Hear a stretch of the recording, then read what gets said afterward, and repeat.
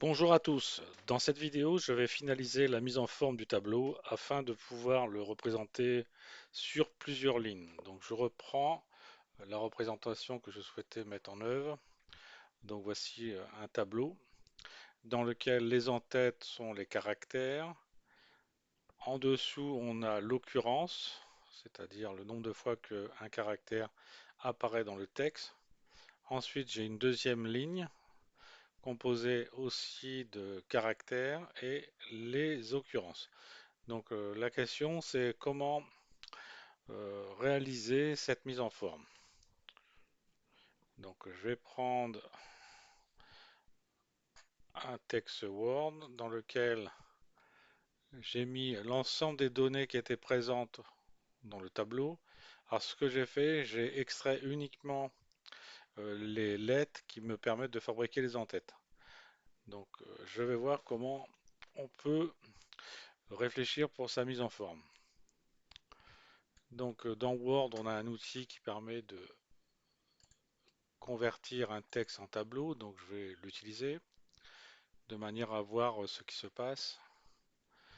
Donc là, actuellement, je dispose d'un tableau de 19 cellules pour fabriquer l'entête. Et donc ça peut tenir sur une seule ligne. Et moi, ce que je souhaiterais, c'est imposer le nombre de lignes. Donc si par exemple, je réduis par exemple à 17. Si par exemple je décide d'avoir 17 colonnes, il va me proposer deux lignes. Mais si je fais ce type d'opération, 34, donc effectivement, je vais avoir beaucoup de cellules vides. Donc on peut observer. Donc c'est pas la bonne solution. C'est pas une représentation assez optimisée parce qu'il y a trop de cellules vides. Donc je recommence. Un tableau. euh, voilà. Et donc si par exemple je prends toujours deux lignes et 11 colonnes. Donc c'est pareil, là cette fois-ci le nombre de cellules vides, là ici j'en ai une, il faut que j'essaye de voir pourquoi dans la représentation de mon tableau. Effectivement là j'ai une colonne qui est pas bien représentée. Donc je recommence pour voir. Insertion, je convertis. Donc effectivement, donc là j'ai donc 18 caractères. Donc je reprends. Donc euh, imaginons que je descendais à 11 caractères sur les colonnes et donc deux lignes. Donc effectivement, on va apparaître ici 4 cellules vides. Donc c'est pas assez optimisé. Donc je continue. Donc on voit très bien que maintenant on va devoir faire un calcul entre... je n'ai pas appuyé sur la bonne représentation, je suis désolé. C'est ça.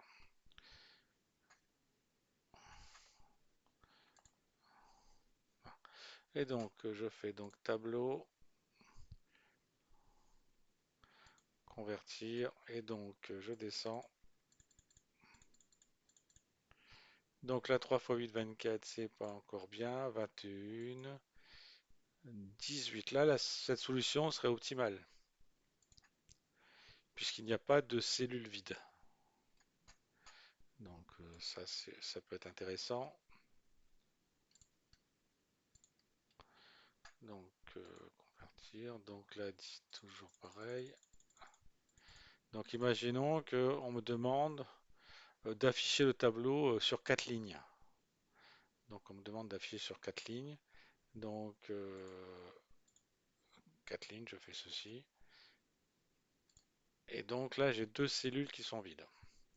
Donc le but, ça va être de trouver une sorte de ou un mécanisme qui va me permettre d'optimiser le tableau en prenant en compte la demande de la personne. Donc imaginons que la chose est la suivante. On souhaite fixer le nombre de lignes. D'accord, j'applique le nombre de lignes. Et donc le système va devoir trouver le nombre de colonnes le plus adapté et aussi optimiser le nombre de lignes. C'est-à-dire, si par exemple j'ai demandé 5 lignes, est-ce que 5 lignes est réalisable? Et donc pour ceci, ce qu'on va faire, je vais réduire le nombre de lignes d'un cran et voir ce que ça produit, et augmenter le nombre de lignes d'un cran pour voir ce que se passe. Et je prendrai la solution la plus optimisée. Donc ça peut être une approche pour résoudre le problème. Donc par exemple, je peux décider de faire des calculs, dire le nombre de colonnes, donc nombre de colonnes, bah, il va être égal au nombre d'éléments composant l'entête, donc la dimension du tableau. Donc je peux l'appeler len, comme ceci, length. Donc ça sera la longueur du tableau. Et je vais le diviser par le nombre de lignes souhaitées. Donc on souhaite fixer le nombre de lignes par exemple à 5. Et donc là ici on voit que dans notre tableau on a 18 éléments. Donc le calcul va me donner 18 divisé par 5. Donc ça va me donner, donc je divise par 5. Donc il va au moins 3 fois 5, 15. Donc il va au moins 3 colonnes. Donc il y a au moins 3 colonnes. Et après, le tout, c'est de savoir si le reste de la division est nul ou pas. Donc on va vérifier. Et donc pour cela, on va devoir calculer le modulo. Donc si je fais 18 modulo 5, donc il va me rester 3. D'accord? Donc si on fait le calcul, 5 fois 3, 15. 15 plus 3, 18. Donc là, il reste 3. Donc on va dire on ajoute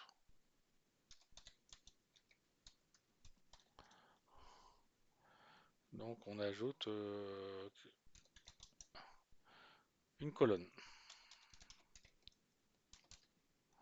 Donc je vais dire on ajoute une colonne. Donc le nombre de colonnes que je vais avoir, ça va être 4. Je vais avoir 4 colonnes. Donc là sur le système, j'ai donc 4 colonnes. Et donc si je fais le calcul 4 fois 5, donc le système va avoir 20 et on a deux cellules de vide. Donc ensuite, ce que je vais faire, bah, je vais regarder si maintenant je réduis le nombre de lignes d'une unité. Si je fais ρ-1 et j'observe ce qui se passe. Donc je refais le calcul. Donc je refais 18 divisé par 4. Donc ça me donne 4 colonnes. 4 fois 4, 16. Hein, donc ça c'est bon. Et ensuite je refais donc le reste de cette division. Pardon. Voilà. Et donc si je refais le calcul, donc il va me rester 2. Donc on peut vérifier 4 fois 4, 16. 16 plus 2, 18. Donc voilà. Donc sachant que le reste de la division n'est pas nul, donc je vais rajouter, on ajoute une colonne.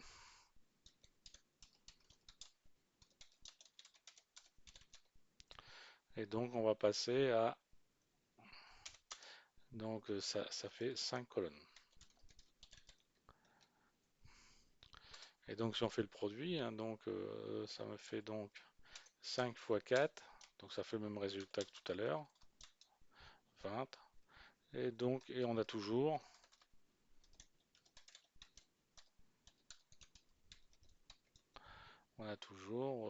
deux cellules de vide ici. Donc maintenant, je peux vérifier si j'augmente le nombre de lignes. Si je fais euro plus 1, donc je refais le calcul, donc 18 divisé cette fois-ci par 6, et donc 18 divisé par 6, ça me fait donc 3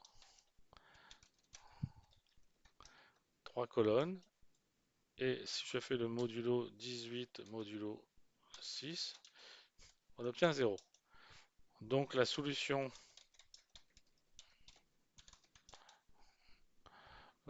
optimale, c'est donc 3 colonnes fois 6 lignes, car le client voulait avoir 5 lignes. Donc je lui ai ajouté une ligne de plus, de manière à représenter son tableau. Donc je vais voir comment on peut mettre en œuvre ce type d'algorithme de manière à avoir une représentation optimisée du tableau. Donc pour cela, je vais retourner sur Eclipse. Euh, voilà. Donc ceci était la représentation de la dernière vidéo. Donc je vais reprendre ce code et apporter un ensemble de corrections.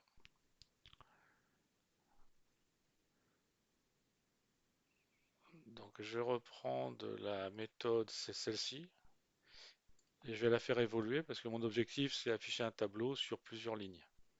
Donc je peux reprendre ce code pour l'instant, je le mets là, et je vais le renommer print array multi rose comme ceci. Là, pour l'instant j'ai simplement fait cette chose-là. Donc si je regarde à cet endroit, on peut s'apercevoir que la partie qui était intermédiaire ici va être répétée une, deux, trois fois. Donc il serait intéressant de pouvoir mettre cette représentation ici dans une fonction, chose qui n'avait pas encore été faite dans le projet. Donc je retourne et donc je regarde. Donc c'est cette partie qui est là. Ce que je vais faire, je vais le mettre dans une fonction.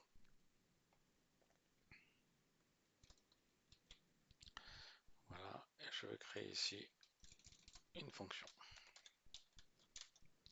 Public void, je vais l'appeler séparateur, c'est ce qui va séparer. Donc pour l'instant, je ne sais pas si je dois lui passer des paramètres. Je mets le code.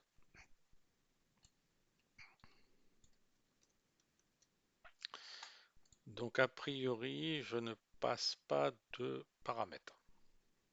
Donc voilà.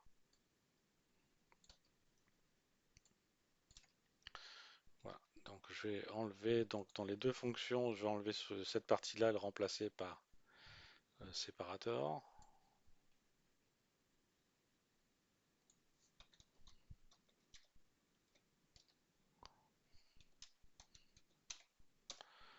Voilà. Et dans celui-ci, je vais faire la même chose. C'est simplement de l'organisation pour prévoir les futures modifications.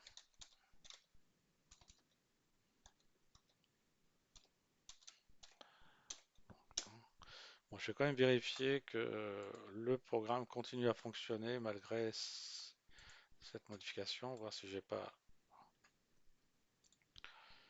avec les copier-coller, créé un petit problème.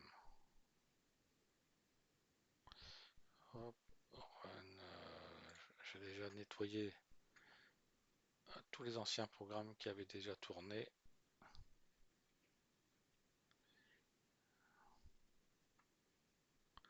Voilà, donc il n'y en avait qu'un seul, donc comme c'était celui-ci, donc je vais le supprimer quand même et je vais le relancer.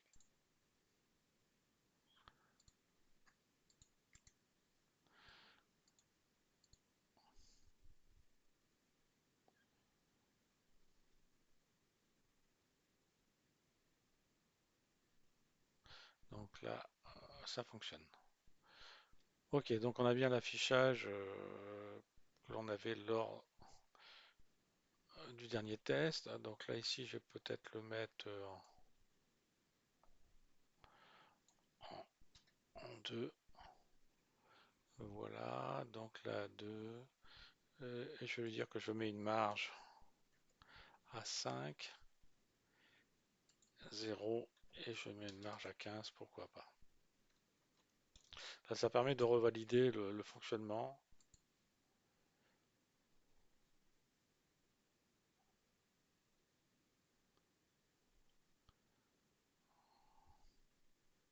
Ok, donc ça fonctionne bien. Ok, il n'y a pas de problème. Donc je peux donc apporter les modifications. Donc ce que je vais commencer par réaliser, ça va être la fonction qui va me permettre de trouver le nombre de colonnes en fonction du nombre de lignes demandées par le client ou l'utilisateur. Donc je vais faire public statique et je vais dire que cette méthode va me retourner un tuple qui va contenir plusieurs éléments. Par exemple, chose que le tuple pourra contenir, ça va être le nombre de cellules vides, par exemple, le nombre de colonnes et le nombre de lignes. Pourquoi pas? Puisque c'est ce qui a été mis en évidence ici. Donc, nous, ce que j'ai besoin de récupérer, c'est le nombre de colonnes, le nombre de lignes et le nombre de cellules vides. Donc, c'est ce que je vais devoir mettre en œuvre.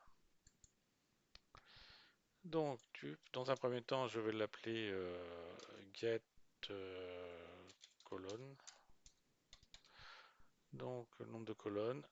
Je vais lui passer comme paramètre NB, nombre de cellules. Je vais l'appeler NB. Et je vais lui passer comme paramètre un integer qui va être le nombre de lignes.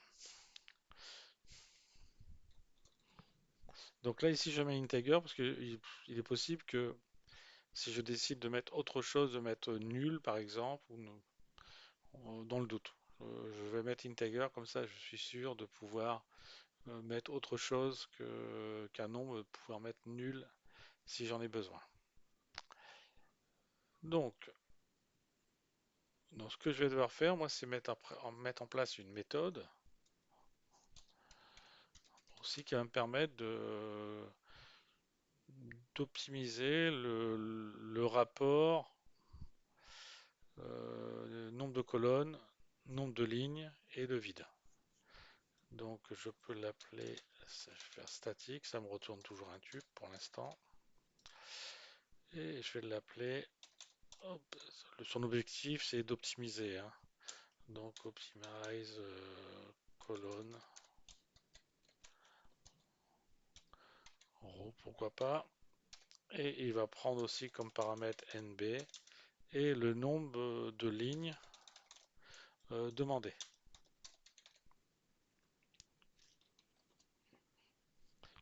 Donc je le mets comme ceci parce que dans l'analyse faite sur Word, on s'aperçoit que je fais 3 fois ce type de traitement.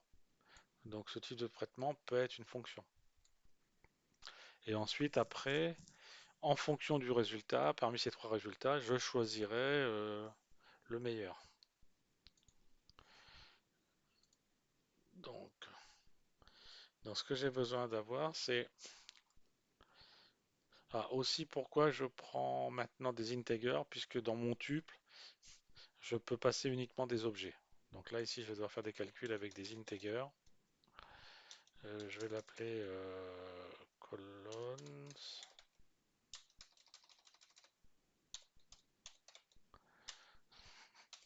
et il va être le rapport NB sur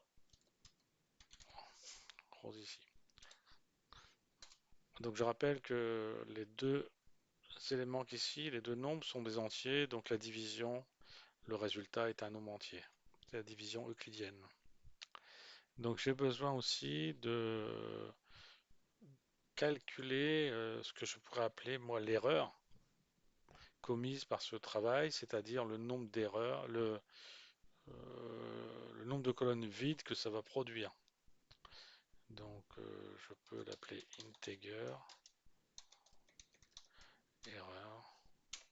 Et donc ça va être la résultante du modulo.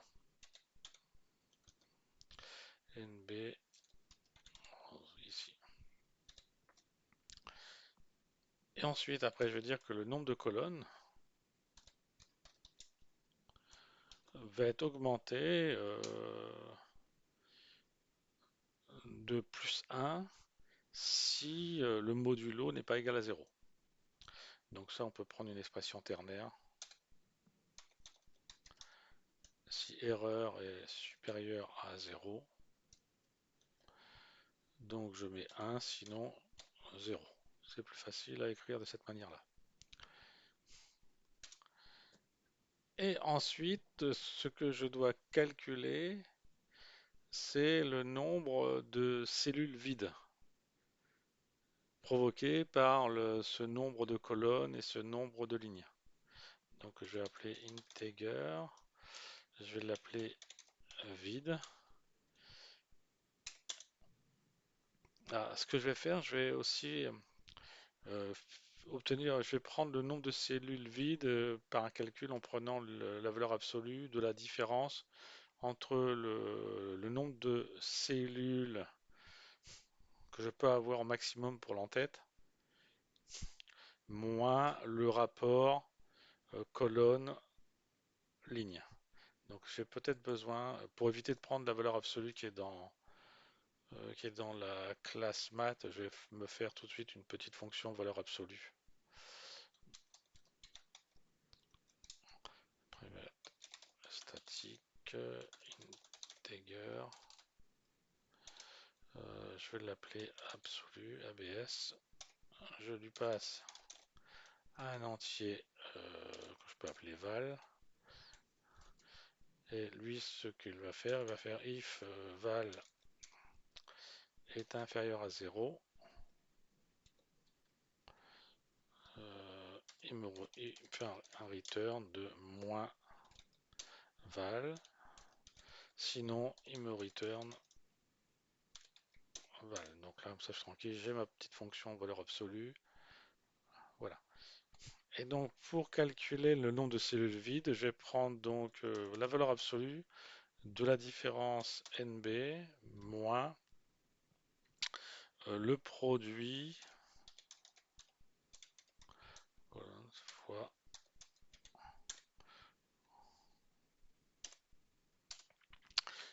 Voilà. Donc là, je récupère donc les trois paramètres qui sont ici, c'est-à-dire le nombre de colonnes, le nombre de lignes, et je récupère aussi le nombre de cellules vides. D'accord, donc je récupère ça. Et donc lui, je fais un return new. Donc j'instancie un objet type tuple et je lui passe comme premier paramètre le nombre de cellules vides, le nombre de colonnes et le nombre de lignes. Donc voici ce que produit cette fonction. Donc cette fonction, je vais donc pouvoir l'appliquer ici. Et donc la première chose que j'avais fait dans la feuille Word ici, j'avais tout de suite calculé le nombre de colonnes et le nombre de cellules vides par rapport au nombre de lignes souhaitées. Donc voilà tout de suite ce que je peux faire. Je peux faire un tube que je vais appeler par exemple le cas 0, hein, égale optimisation. Voilà.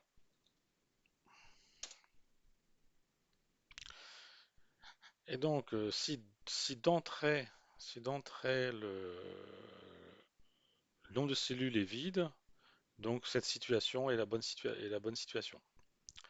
Donc je vais faire if, donc je récupère k.get 0 et si cette chose-là est égale à 0, donc cette situation est bonne. Donc ce que je vais faire, je vais peut-être faire un cast ici,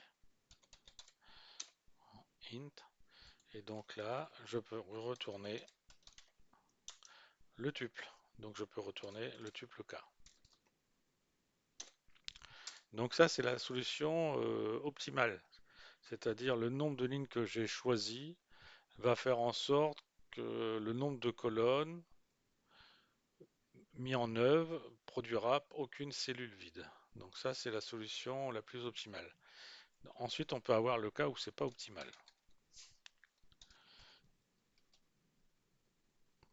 Voilà. Et donc, quand ce n'était pas le cas optimal, j'avais dit la chose suivante. Je fais un essai en augmentant en diminuant d'un cran ou soit en augmentant d'un cran. Donc je propose de faire ceci. Donc je vais mettre en place deux tuples. Un tuple K1, qui est le premier cas, c'est-à-dire, je reprends ça, et donc là j'avais fait -1. Ensuite j'avais un deuxième cas,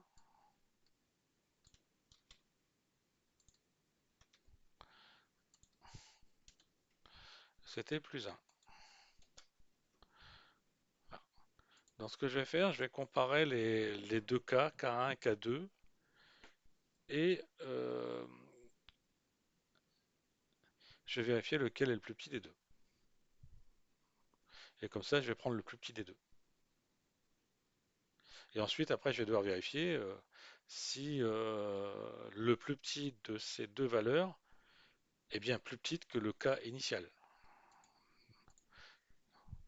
Donc, ce que je vais faire, un integer dans lequel je vais récupérer vide 1. Ouais, vide 1 égale. Donc, je copie ça. Et donc là, c'est un integer. Et je prends le cas 1. Je vais prendre le vide 2.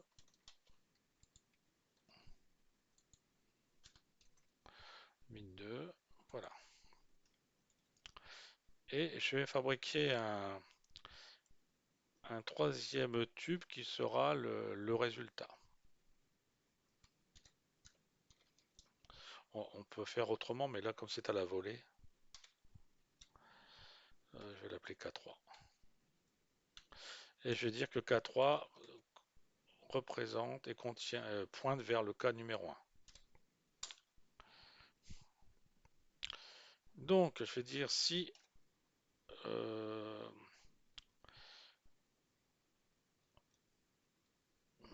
ce que je peux faire, moi, c'est K1. Je vais peut-être mettre contraire. Je vais aller en augmentant, puis après j'irai en diminuant. Là, je vais faire comme ça. Et donc, K1, je sais bien V1, V1. Donc là, ici, je vais dire si V2 est plus petit que V1, donc je peux dire que le K3, c'est-à-dire on va dire que K2 pointe vers point 3. Voilà. Donc là, j'ai récupéré le plus petit élément parmi les deux tubes K1, K2. Donc maintenant, ce que je dois faire, c'est vérifier si K3 est plus petit que le cas initial. Donc moi, je vais refaire la même chose ici.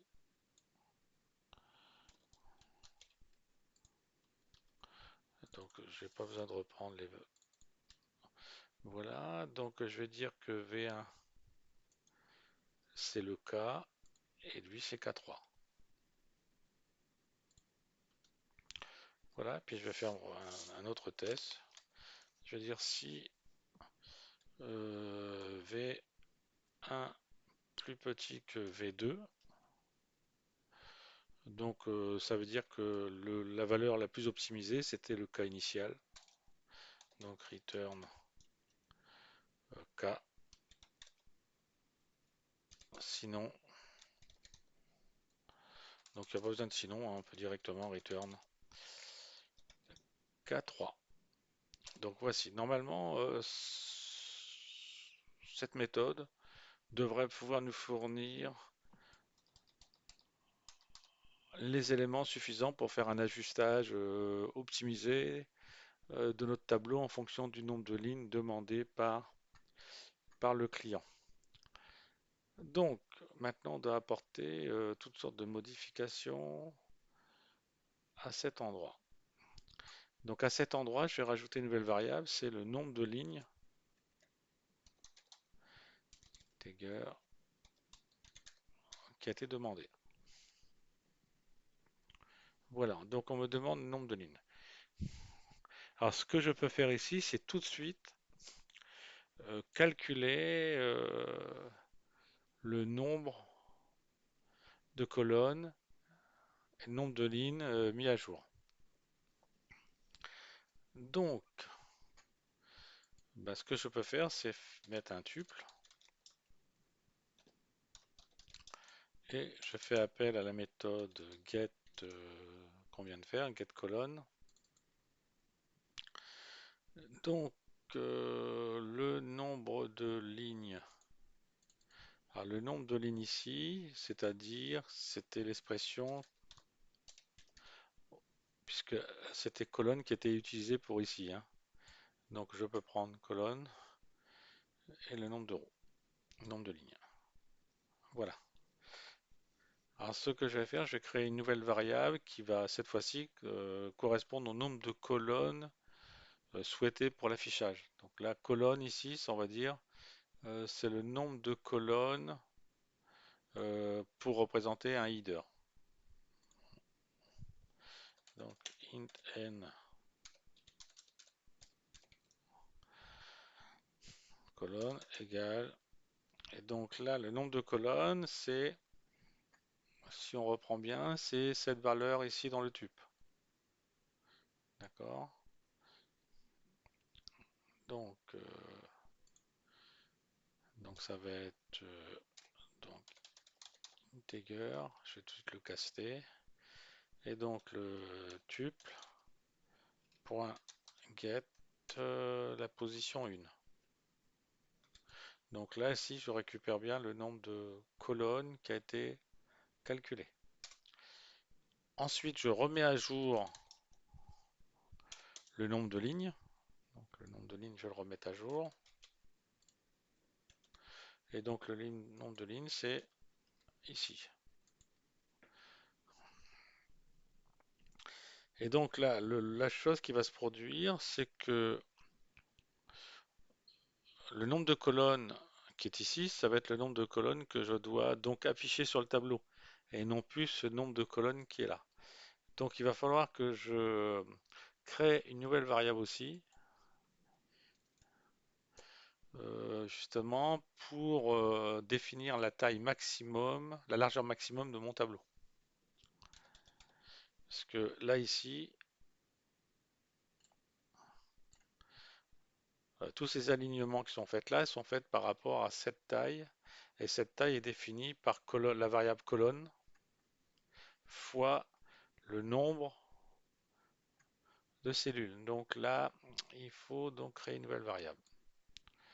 Donc je vais l'appeler max with et table. Hop, ça c'est fait. Et donc, on va utiliser le même calcul qui avait été fait la dernière fois, c'est-à-dire ce calcul-là. Donc je reprends ce calcul. Et donc c'est n underscore. Voilà. Donc ça c'est fait. Concernant les options, ça on avait vu ça la dernière fois, c'était par rapport au centrage et la marge. Donc ça je ne vais pas y toucher. A priori il n'y a pas de raison. Ensuite, donc là ici c'est pour placer du texte, Border button. Est-ce que je dois y toucher? Oui, oui, oui. Ça je dois y toucher parce que celui-ci avait un nombre de colonnes qui est fixe. Donc, ce que je vais faire, je vais devoir créer une nouvelle fonction qui va prendre en compte n colonnes. Donc là, ici, je vais retourner au niveau du code. Voilà, donc ce que je vais faire, je reprends cette partie-là. Donc après, le code, on va le nettoyer, on enlèvera tout ce qui ne sert plus, hein. Mais pour l'instant, int, je vais l'appeler n. Ce sera plus facile à modifier. Voilà. Donc ceci est conservé, ceci est conservé. Donc ce que je vais faire, je vais simplement venir modifier dans le code les endroits qu'on utilisait colonne. Donc à cet endroit, on utilisait colonne, donc je vais le remplacer par cette nouvelle variable. Je crois qu'il n'y a que ça. Max with, d'où vient-il?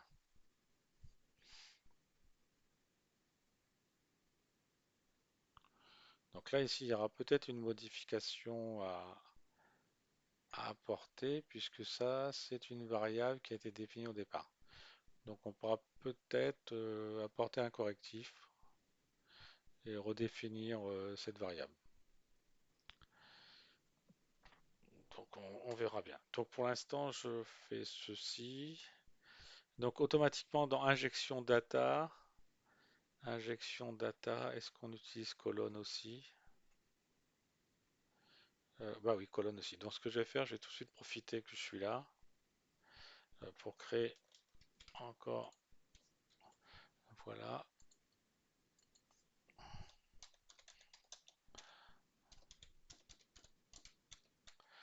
voilà. Et là ici, je vais modifier là ici, voilà.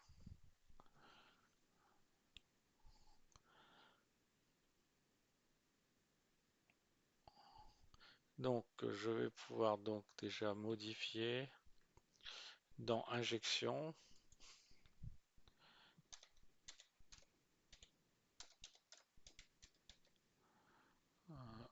Là aussi,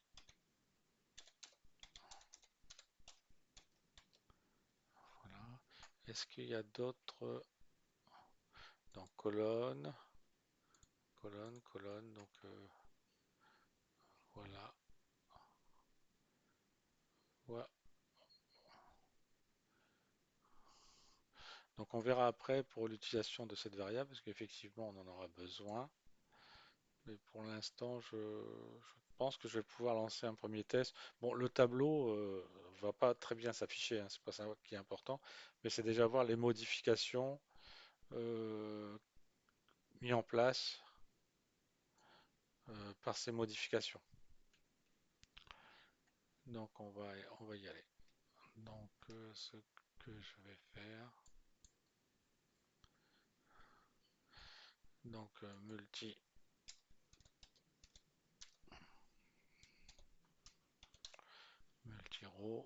tout.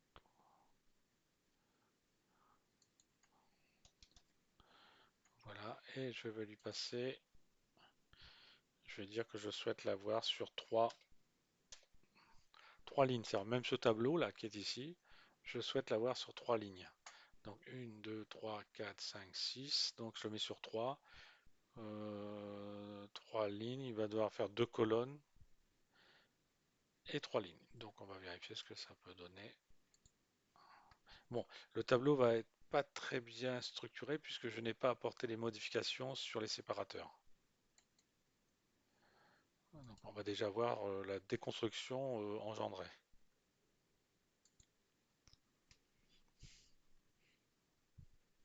Déjà voir s'il n'y a pas de bug.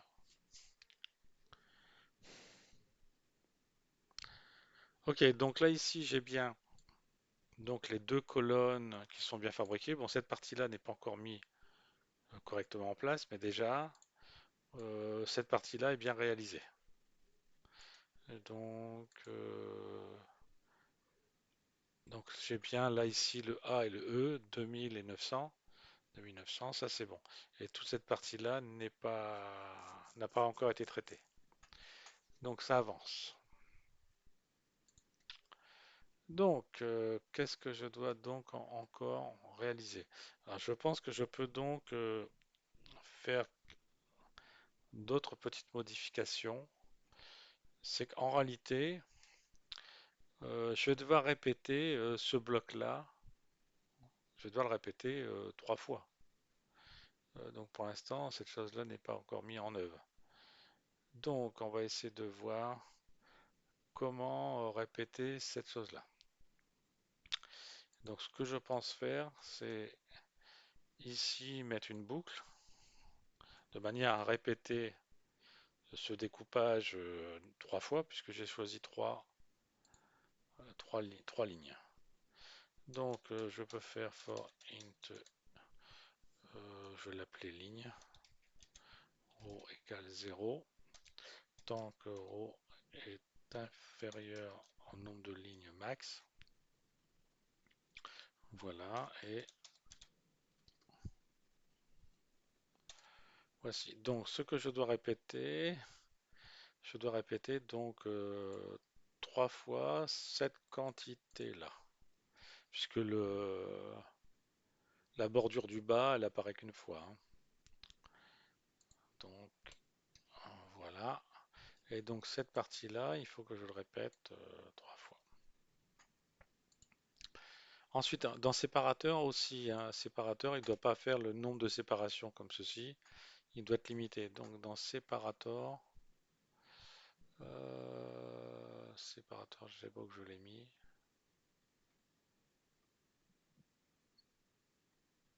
Voilà. Donc c'est pareil. Donc je vais faire une autre fonction. Donc séparateur, donc int n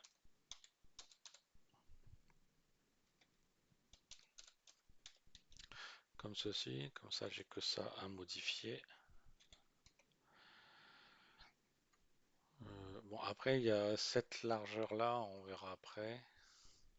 Mais a priori, ça n'a pas trop gêné. Bon, on verra. Séparateur. Donc je vais donc appliquer ici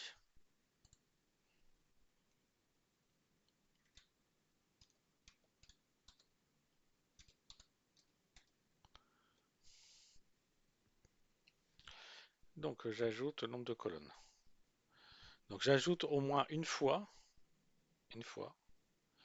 Et ensuite après, si je reprends la représentation, donc j'affiche celui-ci, c'est bon. Mais après, je vais me poser la question, la répétition ici, c'est combien de fois je dois le répéter? Donc ça, effectivement, ça peut poser problème. Donc là, je vais lui dire la chose suivante. Si le nombre de lignes que j'affiche est inférieur au max moins 1, je peux donc l'afficher. Donc là, je vais faire if O est inférieur à O moins 1, alors je peux exécuter ceci. Voilà. Bon, je vais voir ce que donnent ces nouvelles modifications.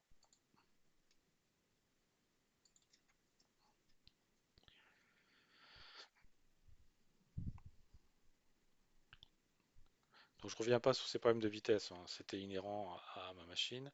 Donc là, effectivement, on a bien l'affichage qui se met correctement. Bon, il y a une répétition à cet endroit. ce qui est normal a priori. Donc là ici, c'est pas mal. Le tableau s'est bien affiché sur deux colonnes et trois lignes, ça c'est bon.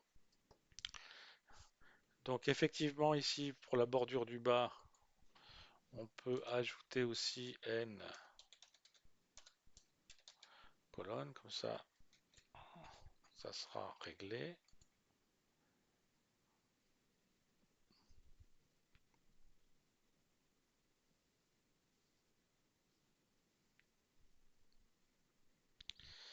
Voilà, donc la fabrication commence à prendre tournure.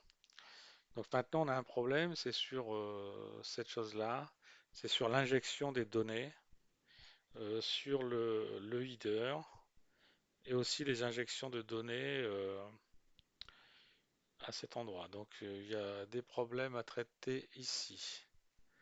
Donc sur injection là, à cet endroit effectivement d'injection, je vais devoir faire des modifications. Donc là je peux donc rajouter n colonne.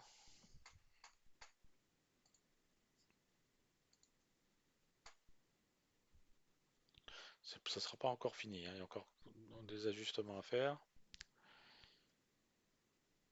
Ok, donc là tout s'affiche bien, mais je n'ai pas les bonnes données. À chaque fois, on voit qu'il répète la même séquence, 200, 900. Il aurait dû passer à la ligne au paquet suivant. Donc il répète toujours les mêmes paquets. Alors, ce qui est normal, il va falloir lui dire que pour la première, la ligne 0, tu fais ça, ensuite sur la prochaine ligne, tu feras ceci, et ensuite sur la prochaine ligne, tu vas faire ceci. Donc on va devoir mettre en place un décalage. On va devoir mettre en place un décalage. Donc comment on pourrait imaginer cette chose-là? Donc la chose qu'on peut essayer de voir, c'est au niveau de l'injection, ça serait rajouter dans l'injection, je sais à quel endroit. Là, ici. Là, il faudrait peut-être lui rajouter un autre paramètre, lui dire combien de lignes on travaille, sur combien de lignes. Ça serait peut-être une solution.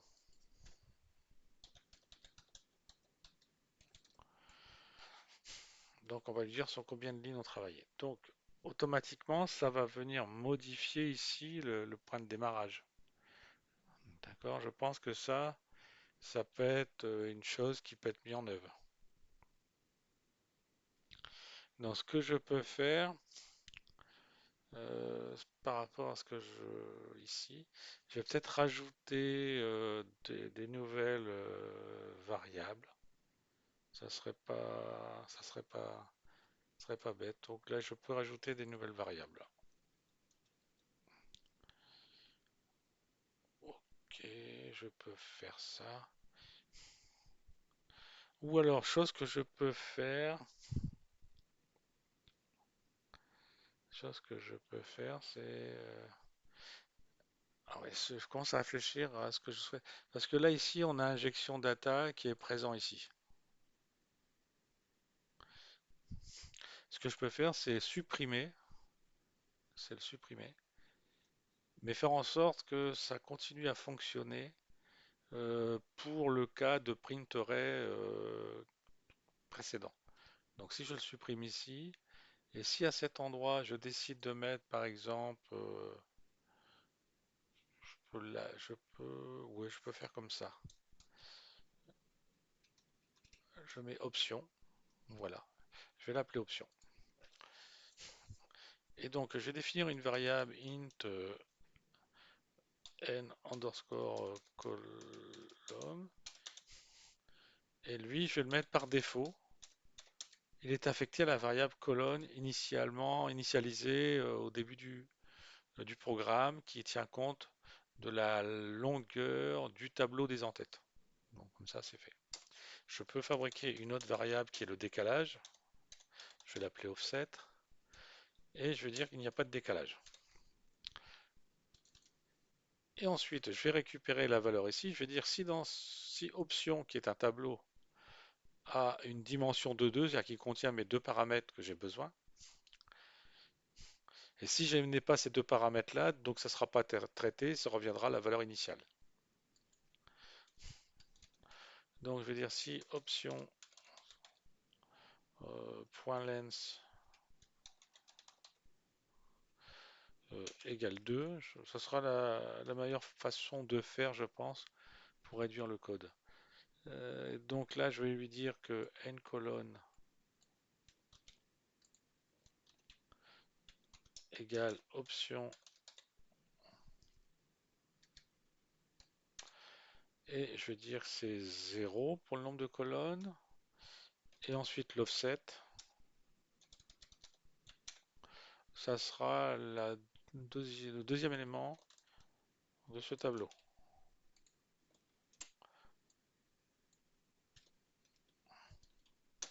Voilà. Donc maintenant, à quel endroit je vais apporter les modifications. Donc je regarde bien à cet endroit. Donc à cet endroit, donc dans ma boucle, je peux partir de ça. C'est pas évident de voir du premier coup d'œil comme ça. Alors ce que je peux faire aussi, c'est ce que je peux faire après tout, c'est par rapport à ici. Euh, Là ici, je vais dire que ceci va être égal à l'offset fois le nombre de colonnes. Parce que là ici, quand je vais être à l'offset va être à 0, donc je vais être ici. Quand l'offset va être à 1, je vais passer sur les colonnes suivantes. Et ainsi de suite. Donc la solution, ça va être ça. Ouais, la solution, ça va être comme ça. Donc là ici, je vais dire que c'est offset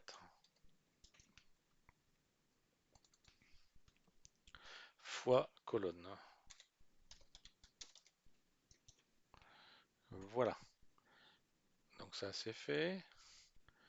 Et donc voici d'où je pars. Et ensuite, après, à cet endroit, je vais devoir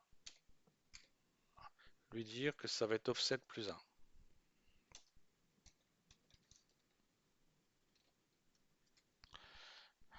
Voilà, je pense que ça peut être pas trop mal.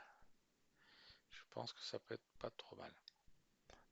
Donc pour l'instant, on n'aura pas de plantage puisqu'on n'a pas de situation où je vais demander d'afficher des éléments qui n'existent pas. Donc là, je pense que ça peut fonctionner.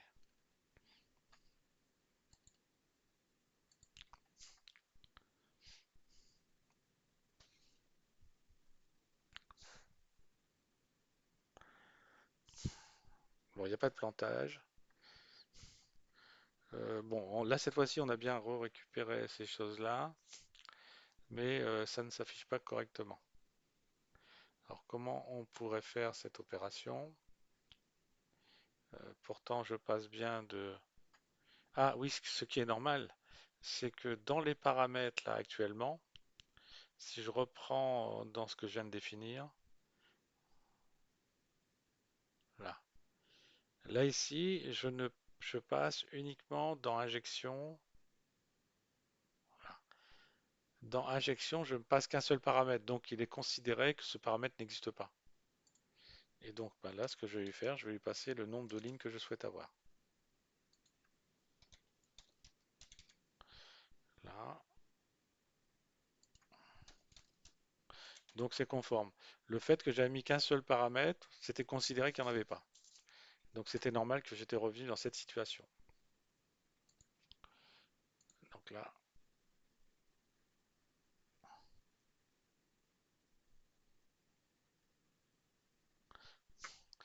il y a un petit plantage. L'index se trouve en dehors.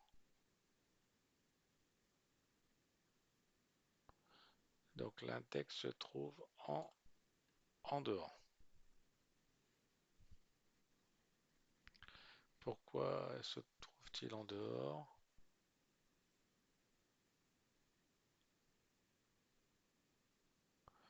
Euh, J'arrive pas à récupérer à lire le message. Ça y est. Donc il me dit qu'en 246,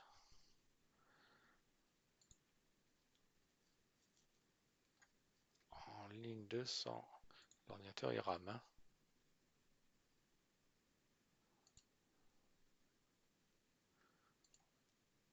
246, c'est ici. Donc à cet endroit, il me dit que il y a un dépassement. Il y a dépassement, ce qui est pas normal, hein. On ne devrait pas avoir de dépassement à cet endroit. À cet endroit, il ne peut pas avoir de dépassement puisque data de i, le i, la valeur de i va bien inférieure à donc l'offset à l'offset. Ah oui, c'est normal. Je pense que c'est normal. L'offset, c'est le deuxième paramètre. Le deuxième paramètre, c'est le nombre de lignes. C'est dans quelle ligne je me trouve. Et là, moi, je pense que je vais balancer le nombre de lignes totales. Ah oui, c'est le nombre de lignes à cet endroit. Ça me paraît plus logique.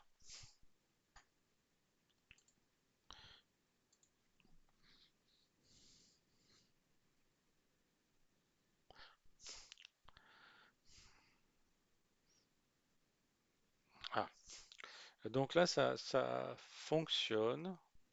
Ouais, donc le tableau fonctionne bien. Donc, dans cette situation, ça fonctionne. Alors, maintenant, on va faire en sorte que ça produise une erreur. Parce que, bah, déjà, si je mets 4, on va voir s'il est capable de trouver la solution la plus optimisée si je demande 4.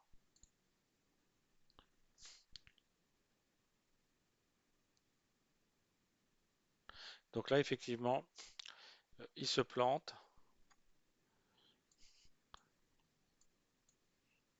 L'ordinateur, il rame toujours autant, hein. Donc maintenant, si je mets 5,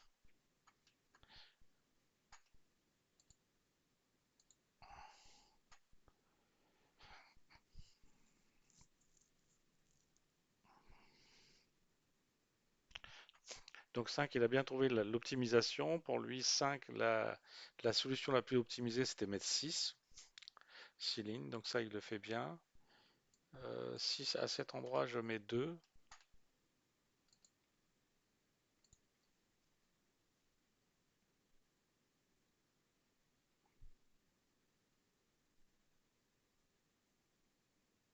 donc 2, il le fait bien.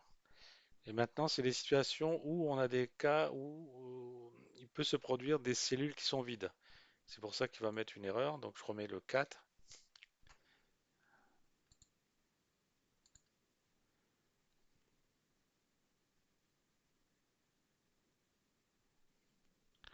Donc là, on va avoir des situations où il y a les cellules sont vides.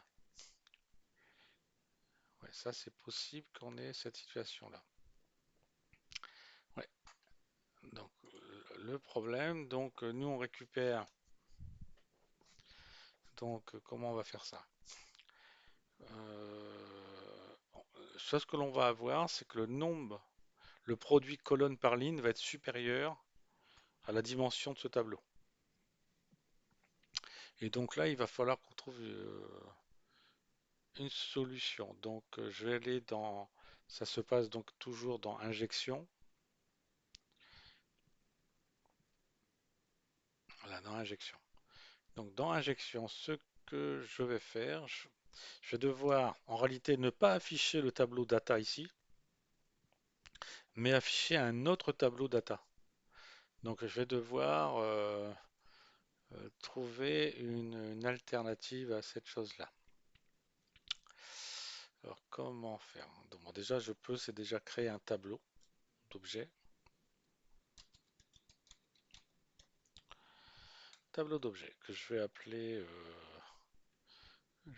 appeler. Donc cette variable-là, comme il y a beaucoup de data qui est dans le code, pour éviter de le recopier, là ici je vais appeler injection data. Là, je l'appelle injection data.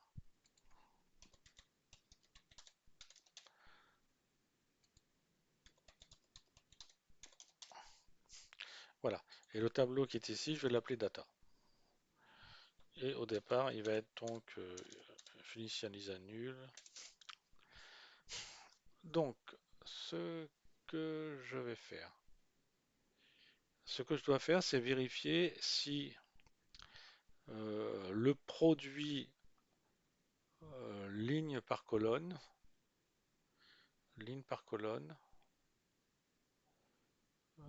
est inférieur à la dimension de ce tableau. Si c'est inférieur à ce tableau, donc c'est bien ce tableau que je prends. Si c'est plus grand, il va falloir que je prenne référence à ce nouveau tableau que je vais remplir. Donc, je vais créer donc une variable int ajuste longueur, ajuste, voilà. Et donc celui-ci va donc prendre le produit rose fois n colonne. Voilà.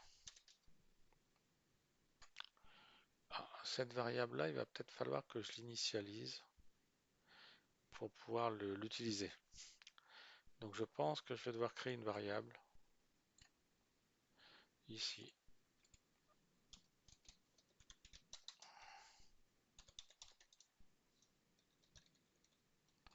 Ouais, je vais le mettre ici.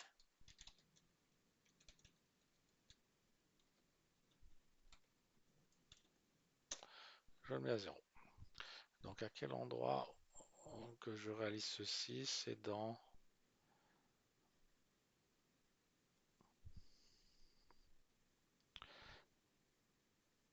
Voilà ici.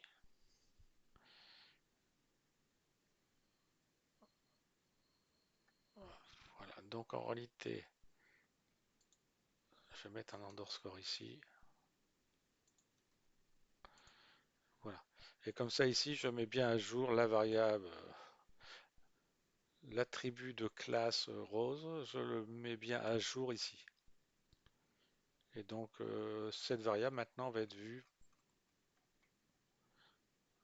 Je regarde s'il n'y a pas d'autre endroit. Integer, là ça ne dérange pas. Donc j'en étais sur l'injection des data. Ici, donc là maintenant il n'y a plus de problème. J'ai bien récupéré le nombre de lignes que je souhaite avoir dans mon affichage. Et optimisé par rapport à la possibilité de construire ce tableau, avec nombre de cellules vides le plus petit possible. Donc maintenant je peux donc faire la chose suivante, if donc je vais récupérer injection data, point length, et je vais dire ceci doit être inférieur à ajuste length. Donc s'il est plus petit que cette chose-là,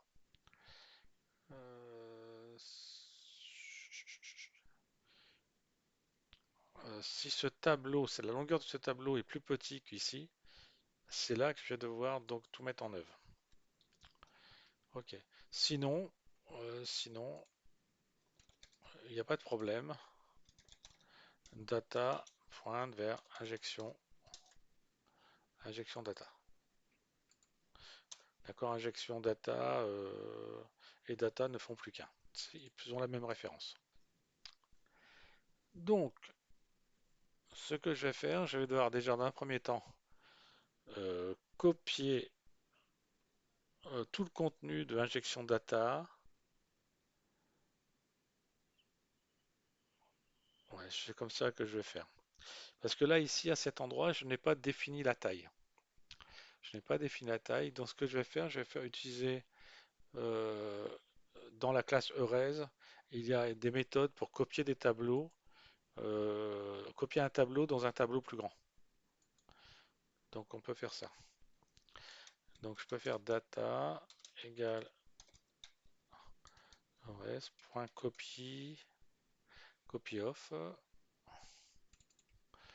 Voilà. Donc, le tableau que je vais prendre, c'est injection data. Donc, je le mets comme ceci. Voilà. Donc normalement, data va contenir l'ensemble des premières données et au bout du tableau, il n'y a rien. Mais le problème existe encore. Ce que je vais faire, je vais mettre des informations bidons dedans. Donc je vais mettre par exemple des valeurs négatives pour les occurrences. Comme ça, à la lecture du tableau, on peut s'apercevoir que les informations ne sont pas à prendre en compte. Ce que je vais faire, dans ce que je dois partir, je vais remplir le tableau, ce tableau data, ce tableau data, et je vais le remplir à partir du dernier élément d'injection data. Donc, for int i égale injection data.length, voilà, et tant que i est inférieur à juste len, et je fais i plus plus.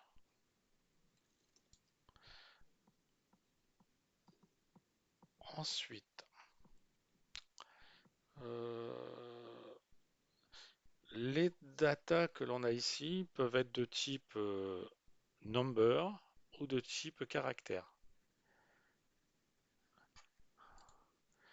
Donc, je vais dire if is integer. Alors, comme integer, on l'a ici, is integer. Donc, si c'est un nombre, alors data de i va être affecté avec la valeur -1. Sinon, ouais, sinon, else, ben, ce que je vais faire, je vais mettre un caractère non imprimable. Donc, non imprimable. Donc là, ici, on aura donc un caractère non imprimable. Et je vais prendre le en Unicode. Et je vais dire, je vais prendre, tiens, le caractère 5, pourquoi pas. Voilà. Donc là, ici, donc j'ai recréé un tableau. Et dans la cellule qui était vide, j'ai mis donc un caractère non imprimable avec la valeur -1. Alors je ne sais pas si ça va bien fonctionner. On va voir.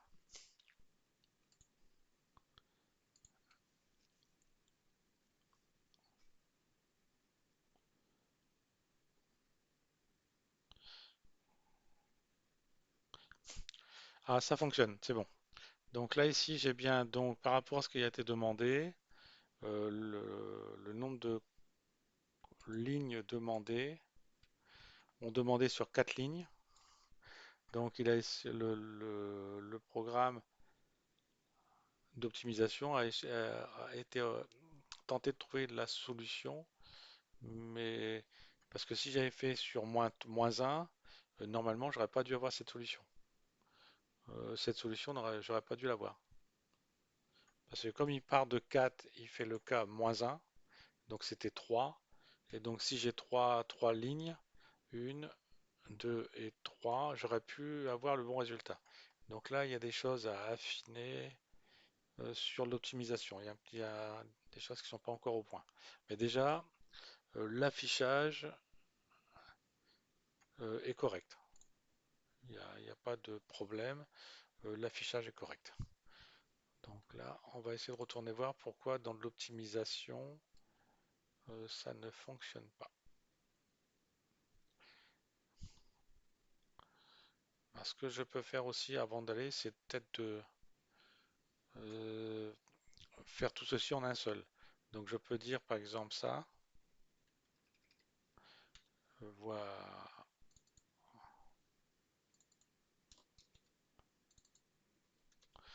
voilà, je fais ça. Voilà, cette fonction, je peux la nettoyer. Et donc je peux m'inspirer de ce que j'ai fait ici, hein, c'est-à-dire m'inspirer de ça. Bon. Donc là ici, colonne, une colonne égale ça. Donc effectivement, là ici, je vais le remplacer par option. Voilà. Offset, on n'en a pas besoin. La dimension du tableau, c'est 1. Offset, on n'en a pas besoin. Là, ça permet d'éliminer ce type de fonction. Ça va continuer à fonctionner pour celui-ci. Je profite que je suis à cet endroit pour faire cette modification.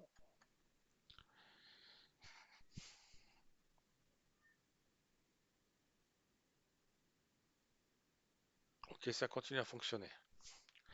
Je vais tout de suite nettoyer la partie border.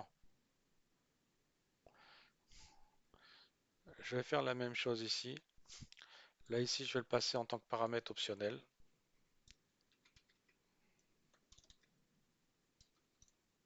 Là, je le mets en option. Voilà.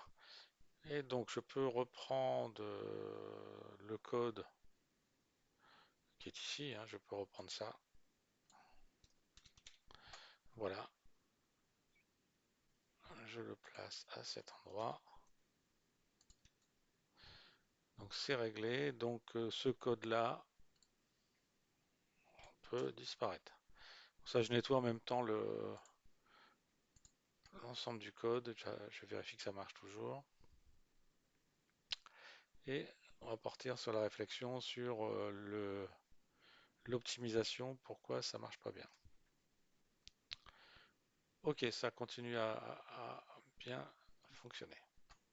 Par contre, oui, il y a un deuxième problème qu'on peut voir ici, ça va être le centrage du texte par rapport à celui-ci. Donc ça pose problème. Donc on va déjà régler le problème d'optimisation.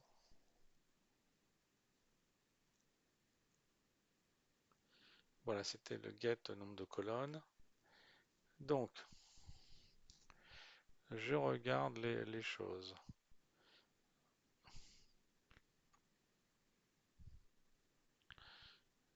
Donc, est-ce que c'est bien E2 qui doit être plus petit que... Donc là, Ah, l'erreur est là, c'est le copier-coller. C'est vraiment mon ennemi, hein. Là, c'est la cause était là. Je relance. Donc s'il n'y a que ça comme bug, c'est pas très grave.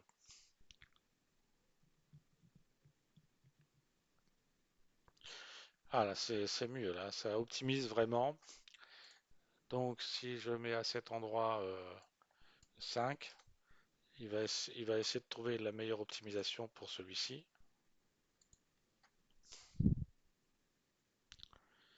Donc pour 5, pour lui, ça sera 6, hein. Affirmatif. Donc là, il optimise très bien. Donc si je lui mets à cet endroit 2, il n'y aura pas de problème.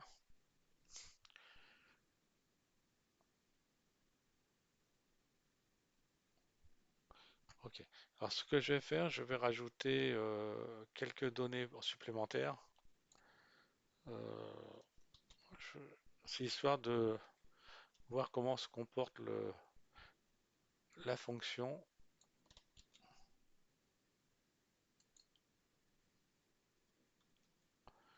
Voilà, donc j'ai rajouté donc à 1, 2, 3, 4, 5, 6, 7, il y a 9 éléments.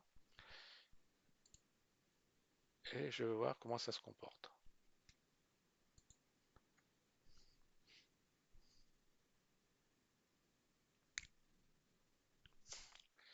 Donc là, il y a un petit... Ah oui, c'est normal. Je ne devrais pas afficher frequency parce qu'il m'en manque 3. Parce que cette situation est impossible à avoir, hein. Je vais mettre correctement. Voilà. La situation d'avoir le nombre d'éléments sur le header ne peut pas être différent du nombre d'éléments dans les tableaux de fréquence. C'est impossible. Dans la manière que le code a été réalisé, cette situation est impossible.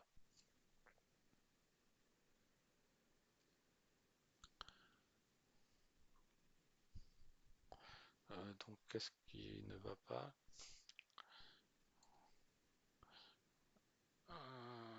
Tac. Ouais, donc, c'est bien ici. Alors, donc, j'ai combien d'éléments? Un, 2, 3, 4, 5, 6, 7, 8. Oh, il m'en manque un. Euh,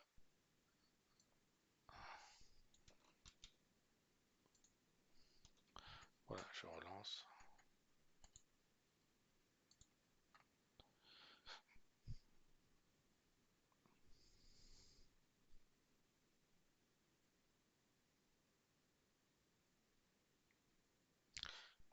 Donc, ça fonctionne. Donc là, il a cherché l'optimisation. Pour 2, pour lui, la solution la plus proche, c'était de prendre 3. Bon, imaginons que je mette 5.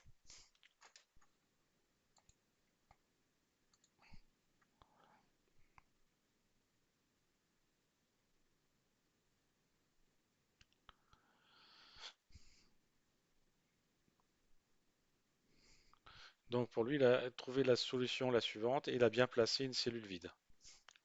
Donc la solution la plus proche, parce que si je mettais 4 ou si je mettais 6, donc lui, il a utilisé, il a gardé ce ratio 1, 2, 3, 4, 5. 5 était la solution la plus optimale. Ok. Donc ceci fonctionne très bien. Maintenant, il faut régler ce problème qui est là. Le problème de marge. Comment on peut régler ce problème? Donc on va voir euh, comment fonctionne l'alignement. C'est ici. On va aligner le texte.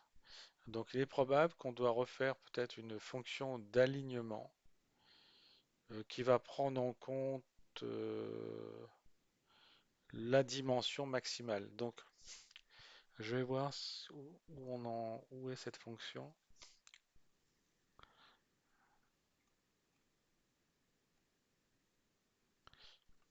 Voilà, ici il y a la fonction d'alignement. On lui passe bien le type.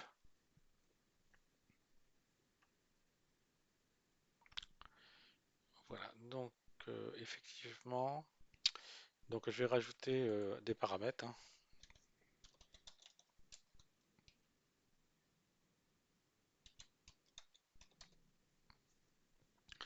Là, donc je vais rajouter ceci.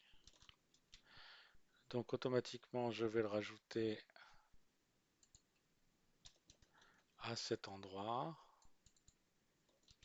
Et donc là, ça devient ceci.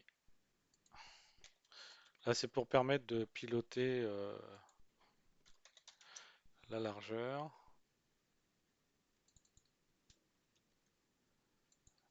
Voilà, donc ceci est fait.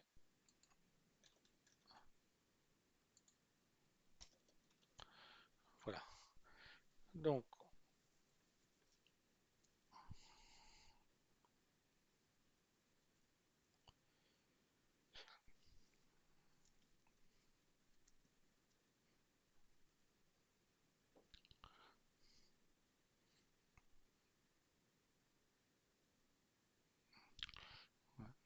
bon, je vais déjà voir comme ça ce que ça donne.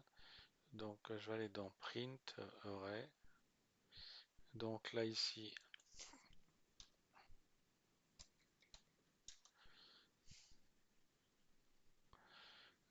c'est max width.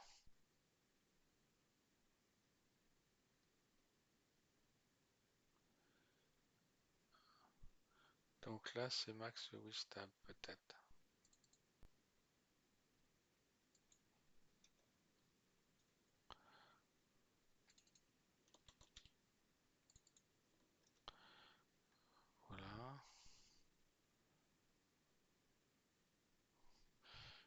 Donc ceci étant fait, ça va peut-être poser problème quand même, parce qu'il y a aussi cet alignement était utilisé pour les cellules. Et donc là, c'est max.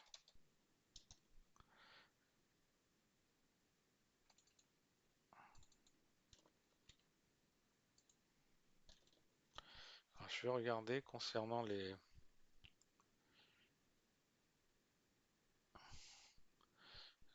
cellules. Je regardais dans injection.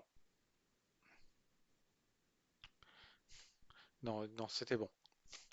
Il y avait effectivement deux versions. Il y avait align avec un paramètre et align avec deux paramètres. Donc je peux passer à trois paramètres. Donc ça devrait être bon.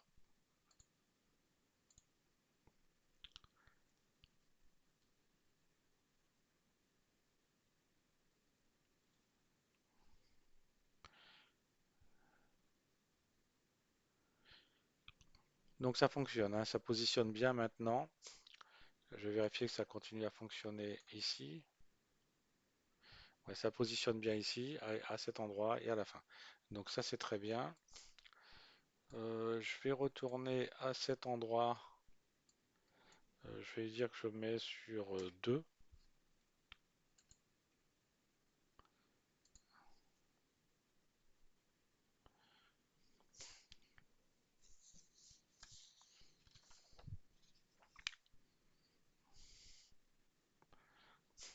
Très bien, ça fonctionne. On a toujours le centrage du titre, puisque ce qui a été demandé c'était le centrage, hein, avec le code qui est ici.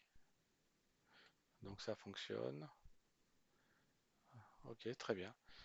Donc là, on a terminé sur cette partie avec la capacité à mettre soit sur une simple ligne ou soit sur plusieurs lignes euh, le contenu d'un tableau. Je vais vérifier s'il n'y a pas du code qui est à éliminer. Donc ce que j'ai donc rajouté pour un petit rappel, j'ai rajouté cette variable là qui est maintenant devenue un attribut de la classe. Donc ensuite, ce que j'ai réalisé comme modification, donc dans aligne, c'est dans la partie alignement du texte, j'ai rajouté cette fois-ci la largeur du tableau, puisque maintenant la largeur est variable. Donc il faut prendre en compte ceci. Donc j'ai simplement rajouté cette variable à cet endroit, au lieu de prendre l'attribut de classe qui avait été défini. Donc ça c'est fait. Ensuite dans border button ou top button, j'ai rajouté une variable d'option. Si je mets aucun paramètre, je retourne dans cette situation-là.